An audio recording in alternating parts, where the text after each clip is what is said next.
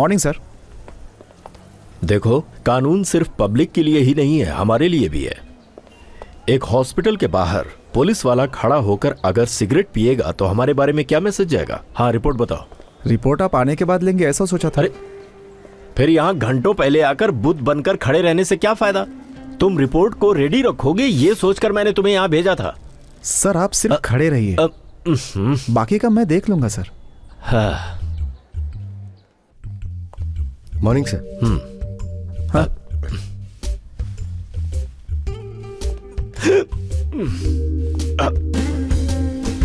Sir इसके इस portion में चोट लगी है, ब्लड निकलकर ब्रेन की तरफ बहा और क्लॉट हो गया है। यहाँ भी जख्म में खून जम गया है, ये देखिए इसमें और इसमें।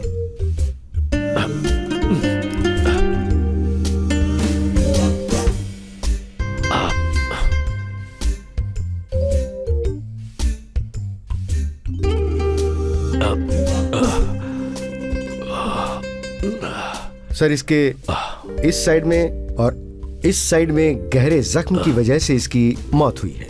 हाँ।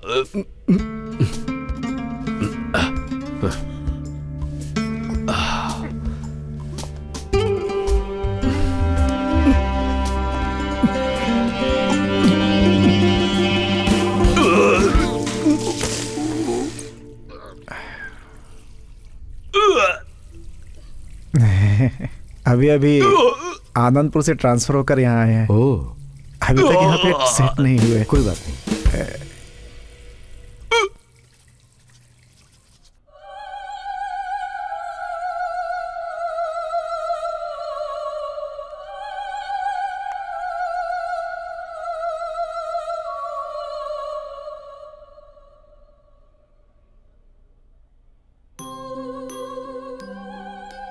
रामचंद्र, तुम मेरे बारे में अच्छी तरह से जानते हो, इसीलिए मैंने तुम्हें वहां मेरे पहुंचने से पहले ही रिपोर्ट तैयार करने के लिए भेजा था।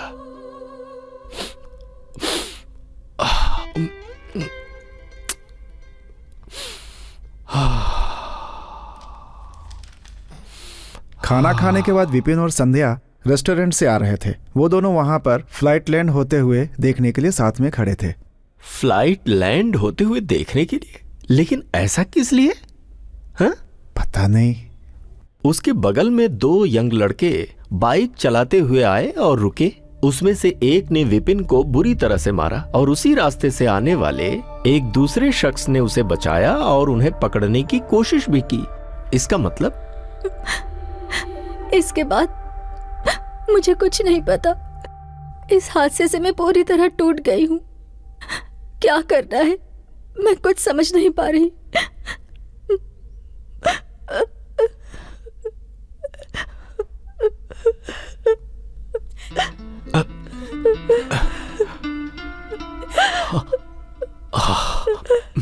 छे, फ्लाइट लैंड होते हुए देखने के लिए इतनी रात को सुनसान जगह पे? क्यों, वहां नहीं रुकने का कोई रूल है क्या? हमारा मन किया रुक गए ऐसे ही।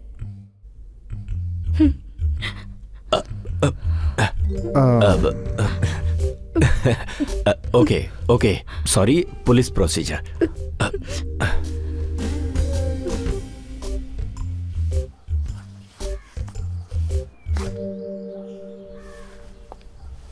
आपने बीच में बोल दिया, नहीं तो उसके ही मुंह से सब कुछ निकलवा लेता मैं। Ramchandra, sorry sir. देखो, हमें ऐसे सवाल पूछने के लिए हमारे पास कोई ठोस सबूत नहीं है, और वैसे भी वो लड़की कितनी डर गई थी। अरे हाँ, मुझे याद आया, उस लड़की को बचाने एक आदमी आया था ना, हम उससे मिलेंगे। Okay sir.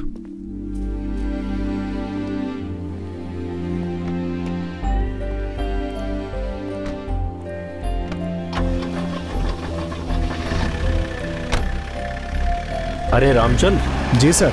ये नाम तुम्हारे ही माँ बाप ने रखा है ना, तो फिर गड़बड़ क्या है? उस रात को मैं बाइक रोककर उनका झगड़ा छुड़ाने गया था, तभी उसने मुझे लकड़ी से मारा और वो भागने लगा। मैंने उसका पीछा किया लेकिन वो भाग गया। उसके सर पर चोट लगी थी, बहुत खून बह रहा था। खून के निशान तो आपने भी देखे होंगे ना सर। फिर भी वो बच गया। उसी जगह पर सही टाइम पर कैसे पहुंचे बताओ? रामचंद्र, उस जगह पर आप सही टाइम पर कैसे पहुंचे सर, बताइए। वहां से 1 किलोमीटर की दूरी पर मेरा घर है सर। उसी रास्ते से मेरा आना जाना होता है। तुमको वहां पर कोई खास चीज नजर आई? नहीं सर, उस आदमी को बहुत चोट आई थी, बहुत खून बह रहा था और उस टाइम पर वो लड़की गहरे सदमे में थी सर। उसके मोबाइल में भी ढेर सारे मैसेजेस आ रहे थे मगर वो ध्यान नहीं दे रही थी। उस सिचुएशन में कोई भी ऐसा करता। Thank you very much.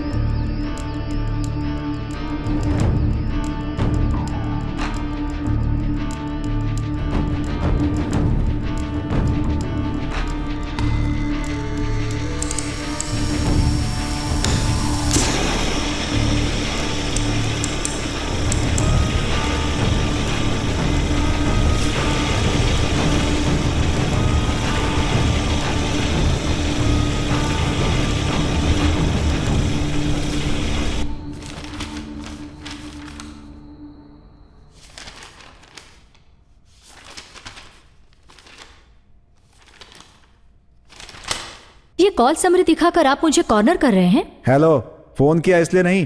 मेरा सवाल सिर्फ ये है कि हादसा होने से पहले आपने मैसेज किया है। आपने मैसेज क्यों किया? मुझे उसका जवाब चाहिए।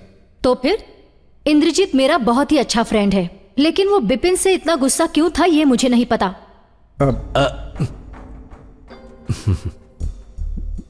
चाय पियो, मैं अभी आया।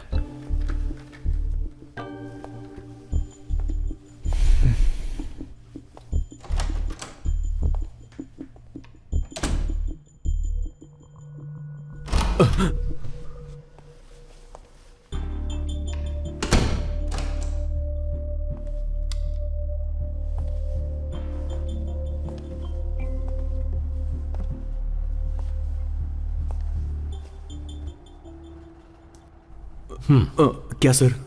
लो खाओ ना। सब खिचड़ी हो गया ना। संध्या कह रही है कि विपिन के ऊपर नाराजगी की वजह से तुमने ये सब किया है, लेकिन उसके अगेंस्ट हमारे पास कोई प्रूफ नहीं है। वो बहुत ही आसानी से बाहर आ जाएगी, लेकिन तुम अटक जाओगे। इतनी छोटी उम्र में विपिन के मर्डर करने का फैसला, आखिर ऐसा क्या किया था उसने जो इतने नाराज हो गए तुम? मैंने कुछ पूछा तुमसे?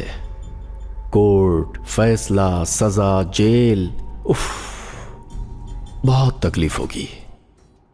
दिल की बात बताने से अपना मन हल्का होता है। मैं बिल्कुल सच कह रहा हूं।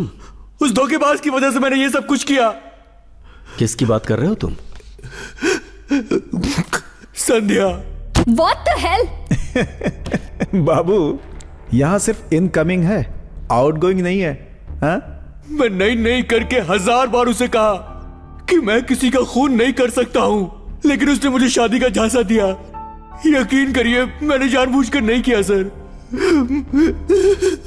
उसकी वजह से मेरी ये हालत हो गई है, सब बर्बाद हो गया।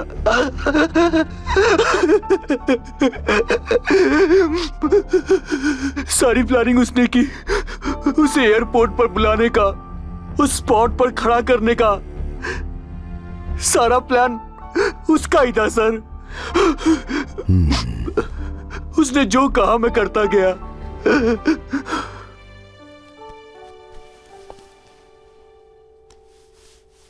मेरा वेट पहले से थोड़ा कम हो गया है ना? अब हाँ, कम हो गया। थोड़ा सा। थोड़ा सा सर। थोड़ा सा नहीं, बहुत ही ज्यादा।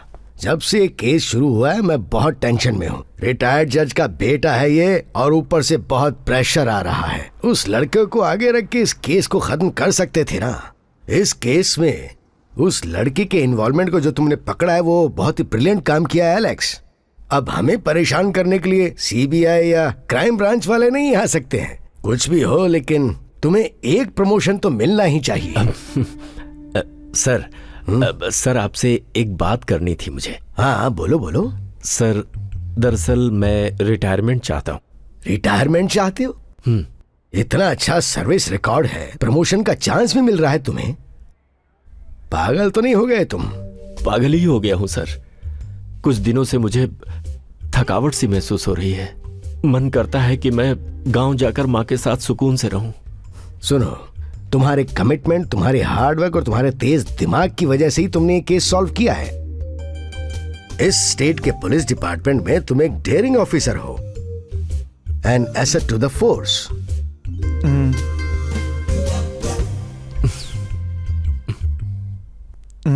कहीं तुम्हें कोई और प्रॉब्लम तो नहीं है? कुछ भी हो बता देना, सबका इलाज होता है। ऐसी बातों से अंदर घुटना नहीं चाहिए। बोलो भी, बताओ क्या प्रॉब्लम है तुम्हें? वो दरअसल सर वो मैं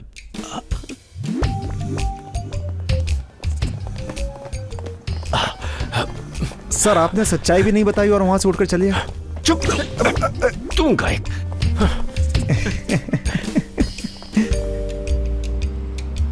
सर मैं आपको एक इनाम देने वाला हूं, प्रमाण पत्र के साथ। बहुत अच्छा लगेगा आपको। बरखुरदार, मेरे पापा भी पुलिस में ही थे और मेरे दादाजी भी पुलिस में थे। कोई जरूरी तो नहीं कि मैं भी पुलिस वाला ही बनूं। जो मुझे पसंद नहीं है वही झेलना पड़ता है। रेप, कहीं मर्डर, डेड बॉडी, ये सब कुछ मेरे नेचर को सूट नहीं करता।